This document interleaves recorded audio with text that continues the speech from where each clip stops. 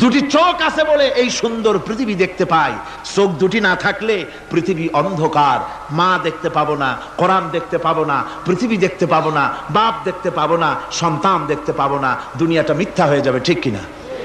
ছোট্ট চোখ, 1 থেকে 1.5 ইঞ্চির ভিতরে এত সুন্দর দুটি ক্যামেরা, যে ক্যামেরা দিয়া দুনিয়ার সব কিছুকে ক্যাচ করা যায়, সব ক্যাচ করা যায়। বলুন তো, এমন একটা বাক্স আপনারা কেউ বানায় দিতে পারবে যে বাক্সের ভিতরে হাতি, ঘোড়া, বাঘ, ভল্লুক, ময়না, টিয়া, পাহাড়, পর্বত, নদ নদী, কীট পতঙ্গ, তরু লতা, গাছপালা, গোষ্ঠী শুদ্ধা ধরবে, আরো খানিকটা জায়গা বাকি থাকবে, এরকম একটা বাক্স কেউ বানায় দিতে পারবে? পারবে না। এমন একটা বাক্স পৃথিবীর কোন মিস্ত্রি বানাতে পারবে না।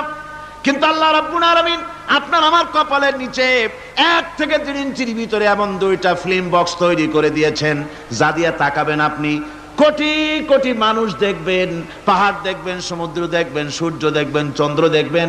এত কিছু দেখার পরেও চোখের ভিতরে আরো খানিকটা জায়গা ফাঁকা থেকে যায়। কি বিরাট নিয়ামত এই চোখ আল্লাহ পাক আমাদেরকে দান করেছেন।